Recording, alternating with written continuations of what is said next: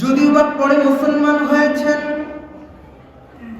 ওয়াহশীর ব্যাপারে যখন আল্লাহ তাআলা চেয়েছেন যে ওয়াহশী কাফেরদের যদিও বা একজন লিডার হয়ে থাকে, আমি ওয়াহশীকে জান্নাতের মেহমান বানাবো, ওয়াহশীকে আমি জান্নাতে দিয়ে ছাড়বো, তাকে আমি সঠিক পথের প্রদর্শক বানাবো, আমি তাকে ইসলামের সুশীতল ছায়ায় নিয়ে আসবো। এটা ছিল আল্লাহ তাআলার পদক্ষেপ যে ওয়াহশীকে আমি যে করেই হোক জান্নাত পর্যন্ত পৌঁছে দিব। ওয়াহশী যখন তার ভুল বুঝতে পেরেছেন, আমি কাফেরদের সাথে চলে কত বড় খারাপই করেছি, আমি আমার হায়াতে জিন্দেগীর কত সময় নষ্ট করে ফেলেছি, আসলে এটাই আমার বাস্তব জীবন না, আমার মূল জীবন তো এখনো বাকি আছে। আমি তো এইভাবে কোন রকম আমার জিন্দেগি শেষ করে দিচ্ছি। এই দুহাত দিয়ে কত নাফরমানি করেছি, আমি কত মানুষকে খুন করেছি, কত মানুষের শরীর থেকে রক্ত ঝরিয়েছি। আল্লাহ রাব্বুল আলামিন আয়াত নাযিল করে দিয়ে ওয়াহশীকে বারবার সতর্ক করেন। আল্লাহ রাব্বুল আলামিন কালামুল্লাহ শরীফে বলেন, ইল্লা মান তাবা ওয়া আমানা ওয়া আমিলা আমালান সালিহা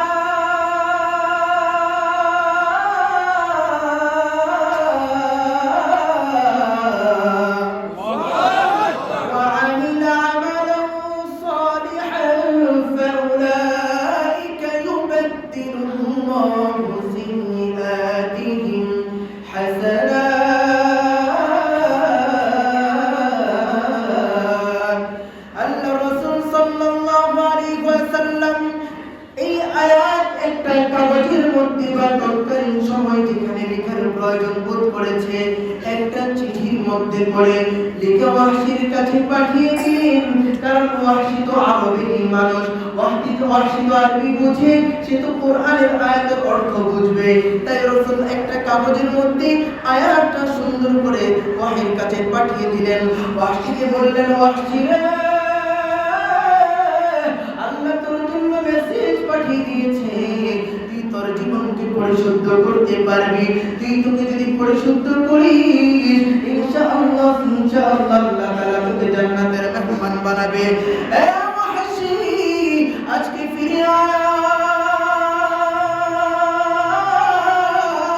চলো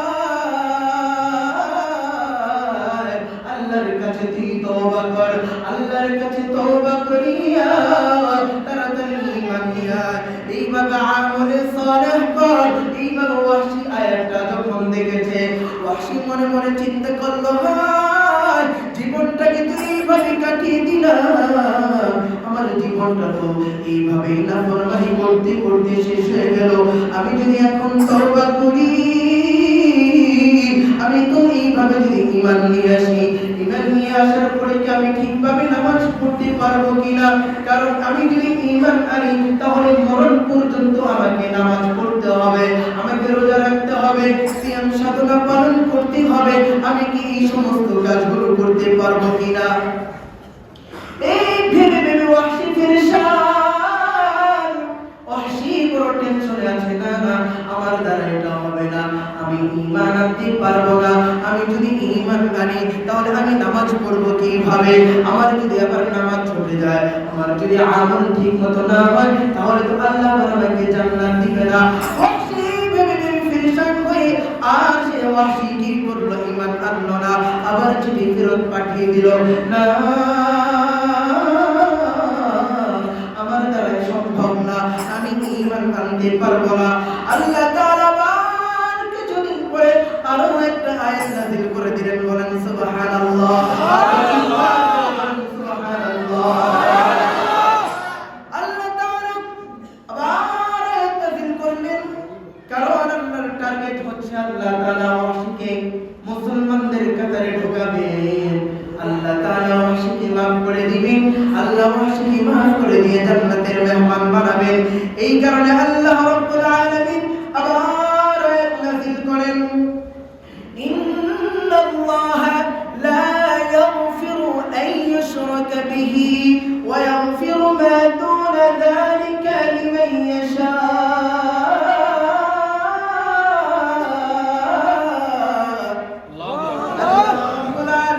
বলেন, হে আল্লাহ রাসূল সাল্লাল্লাহু আলাইহি ওয়াসাল্লামকে ডেকে বলেন, হে রাসূল, হে নবী, আমি বান্দাকে মাফ করে দিব, সব কিছু মাফ করে দিব, তবে একটা বিষয় ছাড়া। সেই বিষয়টা কি? যে বান্দা যদি শিরক করে আমি শিরক মাফ করব না, শিরক ছাড়া আমি সব কিছু মাফ করে দিব। বান্দা, ভয়ের কোনো কারণ নাই, ভয়ের কোনো কারণ নাই। তুমি যদি শিরক করে ফেলো, আবার তুমি ফিরে আসো। আল্লাহ তো তোমাকে বলেছি তুমি তওবা করো, তুমি 2 রাকাত সালাতুত তওবা নামাজ আদায় করো। আজকের এই রজনীতে তুমি দাঁড়াও, সুজুদ আদায় করো, রুকু করো, তাহাজ্জুদের যাই নামাজে দাঁড়াও, চোখ থেকে অঝর দ্বারা চোখের পানি ছাড়ো, আর বলো মালিক, আমি তো বড় পাপী, বড় গুনাহগার, ওই আল্লাহ আপনি আমাকে মাফ করে দিন।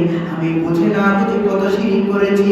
আল্লাহ তোমার কাছে না চাইয়া, আমি তোমার কাছে না বলে দুনিয়ার কত দরবারে ঘুরেছি, কত মাজারে ঘুরেছি, কত বাবার কাছে গিয়েছি, বাবার কাছে গিয়ে সন্তান চেয়েছি, বাবার কাছে গিয়ে নিজের জন্য ভালাই চেয়েছি। কথা বলো ঠিক না? আল্লাহকে তুমি বাদ দিয়ে দিয়েছো, আল্লাহকে তুমি মাইনাস করে দিয়েছো। আল্লাহকে মাইনাস করে দিয়ে তুমি লাইফ ভান্ডারে গিয়ে দৌড়াও, আল্লাহকে মাইনাস করে দিয়ে তুমি বাবার দরবারে দৌড়াও, যে তোমার বাবা তোমাকে সব কিছুই করে দিবে। হ্যাঁ, এমন এক বাবার কাছে যাও যে বাবাকে বল মারলেও আউযুবিল্লাহ শুদ্ধ করে বলতে পারে না।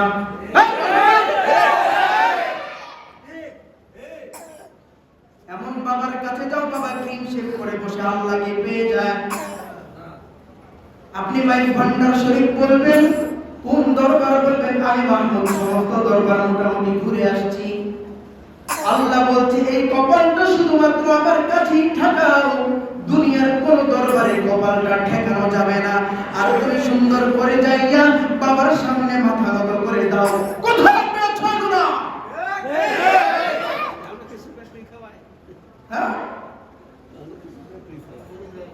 আহা, তুমি এমন মুসলমান, তোমাকে এক প্লেট খিচুড়ি দিয়ে কিনে ফেলা যায়। তুমি এমন মুসলমান, তোমাকে মানুষ 10 টাকা দিলে তুমি দৌড়াও।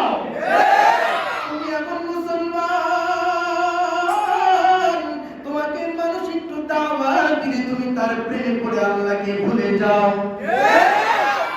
আমার ভাই, আল্লাহ যারে হেদায়েত দেয় এইভাবে দেয়। যে ওয়াহশী দেখো, রাসূলের চাচার করে যাকে চিবিয়ে খাওয়ার পরেও আল্লাহ বলে আমি ওয়াহশীকে হেদায়েত দিব। ওয়াহশীর কাছে এইভাবে আল্লাহ রাব্বুল আলামিন এই আয়াতটা চিঠির মাধ্যমে লিখে রাসূল পাঠিয়ে দিলেন। ওয়াহশীর কাছে আয়াতটা পাঠিয়ে দেওয়া হয়। ওয়াহশী আয়াতটা দেখে তরজমা বুঝে ফেলে আবার বলে, শিরক থেকে মুক্ত থাকতে আবারও পেরেশান। এইভাবে পেরেশানিতে পড়ে গেছে, বড় কঠিন অবস্থায় পড়ে আছে, হতাশ। আমি কিভাবে নিজের জীবনকে সাজাবো?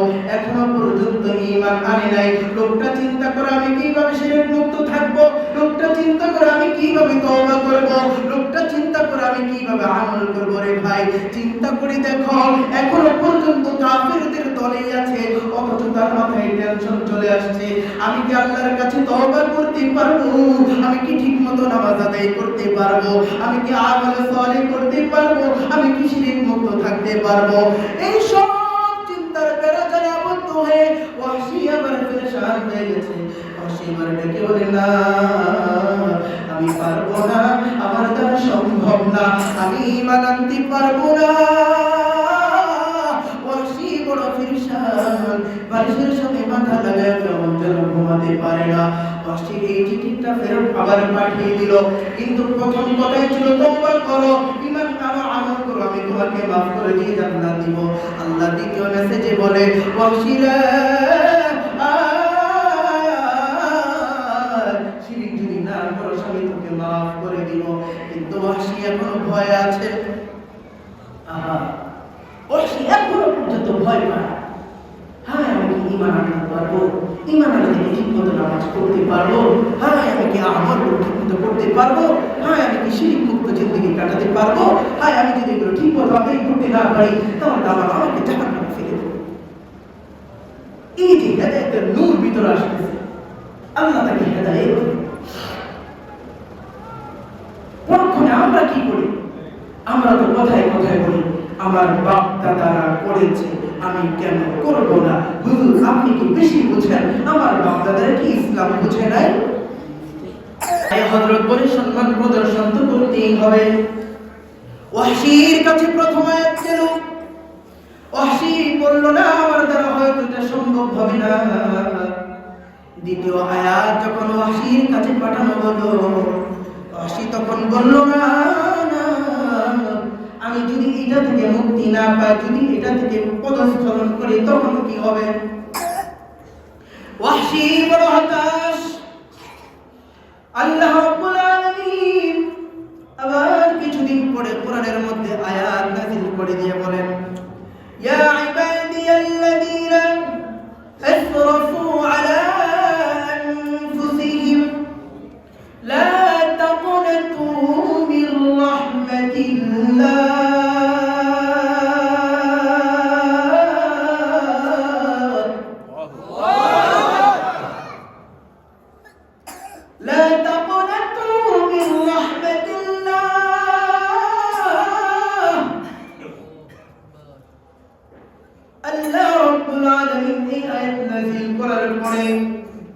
ওয়াহশীর কাছে রাসূল আবার চিঠি পাঠিয়েছেন।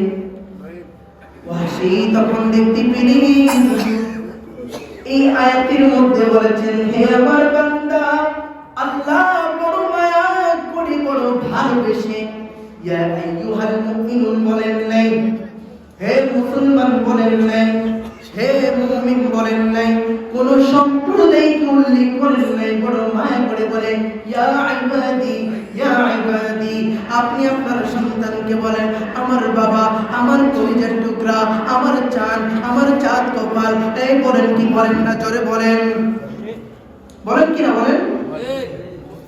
নিজের সন্তানকে ভালোবেসে আমরা ডাকি হে খোকা, এই ভালোবাসা, এই বৎস এদিকে আসো, বলি কি না? এইভাবে আল্লাহ তার বান্দাকে ডেকে বলে ইয়া ইবাদি, হে আমার বান্দা, হে আমার বান্দা। সুবহানাল্লাহ, সুবহানাল্লাহ, আল্লাহু আকবার। মায়া করে ডাকতেছে ইয়া ইবাদি, ইয়া ইবাদি, হে আমার বান্দা, হে আমার বান্দা, তুই নৈরাশ করিস না, আমি আছি রহিম মালিক তোর জন্য, আমি আছি তোর জন্য, তুই নৈরাশ করিস না। তুই যত গুনাহ করবি করছ, আমি আল্লাহ তোকে মাফ করে দিব। সুবহানাল্লাহ। বান্দা তুই যদি গুনাহ করতে করতে আসমান পর্যন্ত দেখ লাগাস, পুরা দুনিয়া যদি ভরপুর করে ফেলাস, তুই গুনাহ করতে করতে, আমি আল্লাহ আছি। লা তাকনাতু মির রাহমাতিল্লাহ, তুই নৈরাশ করিস না, আমি আল্লাহ তোরে মাফ করে দিব। এই আয়াতটা যখন ওয়াহশী পেলেন, ওয়াহশী আয়াতটা দেখার সাথে সাথে ওয়াহশীর মনে বড় খুশি হলো। ওয়াহশী এবার আনন্দিত চিত্তে ডাক দিয়ে বলে, আর তো দেরি করা যায় না, আল্লাহ তো সমাধান দিয়ে দিয়েছেন, আমাকে বড় ভালোবেসে ডাক দিয়েছেন, ইয়া ইবাদি বলেছেন, আমি আর দেরি করতে চাই না, আমি এখন যাব, আমি আমার নবীর কাছে যাব, হাতে হাত রেখে আমি আজ কালিমা পড়ে মুসলমান হয়ে যাব।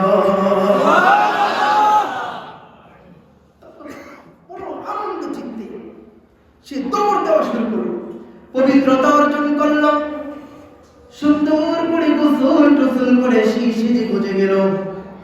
সে এখন যাবে কার কাছে? নবী মুহাম্মদুর রাসূলুল্লাহ সাল্লাল্লাহু আলাইহি ওয়াসাল্লামের কাছে যাবে। এবার হাঁটা শুরু করল, রাসূলের কাছে চলে গেল। রাসূলের কাছে যাবে, ফটো দিয়ে যখন ঢুকছে তখন তো ওমর বসা। কে বসা?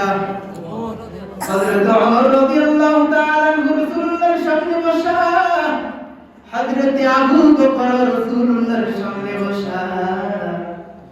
হযরত আবু বকরের মেজাজ তো বড় ঠান্ডা না গরম?